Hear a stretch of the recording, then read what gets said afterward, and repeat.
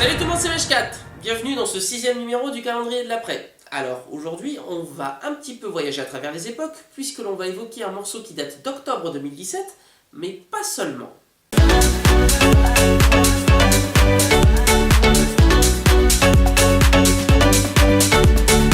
En effet, on va à nouveau parler électro aujourd'hui avec Sound of Legend. Alors pour ceux qui ne situent pas tout à fait, ils se sont fait déjà connaître il y a quelques temps avec leur reprise de Blue, la chanson d'Eiffel65, rappelez-vous.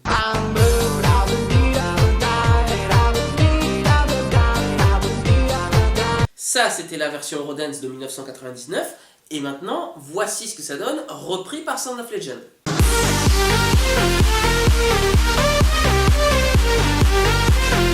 Alors oui, on est d'accord, c'est exactement la même chose, c'est un petit peu la marque de fabrique en même temps de Sound of Legend. Le truc, c'est juste de remettre un petit coup de polish sur des vieux morceaux un petit peu dance, sans chercher forcément à faire quelque chose de nouveau derrière.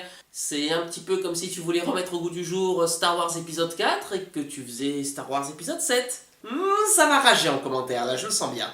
Mais pour en revenir à Sound of Legend, le morceau dont je voulais parler aujourd'hui, c'était Push the Feeling On.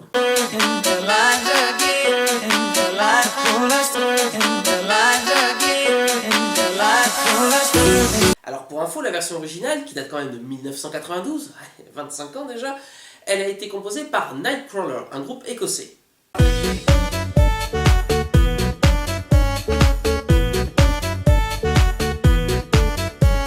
Mais je pense que certains d'entre vous ont eu à l'oreille un autre morceau quand ils ont entendu ça, un morceau un petit peu plus récent. Je parle de Pitbull et sa chanson Hotel Room Service. Écoutez bien.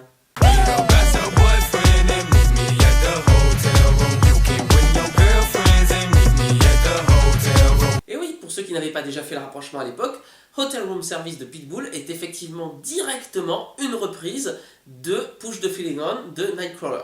Comme quoi, c'est toujours dans les vieux pots qu'on fait les meilleures soupes. D'ailleurs, la chanson Hotel Room Service a déjà 10 ans puisqu'elle date de juin 2009.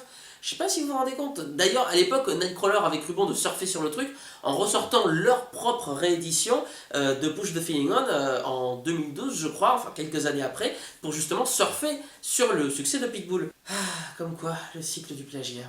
Allez, on va en rester là avec cette case du calendrier de l'après. J'espère que ça vous a toujours autant plu. Surtout, n'hésitez pas à liker, commenter et partager. Et puis, si ce n'est pas déjà fait, surtout, n'oubliez pas de vous abonner à cette chaîne afin de ne rien manquer des futures vidéos qui vont paraître, puisque je vous le rappelle que cette série ne s'arrêtera qu'après le 25 janvier. Et demain, on parlera de Camila Cabello.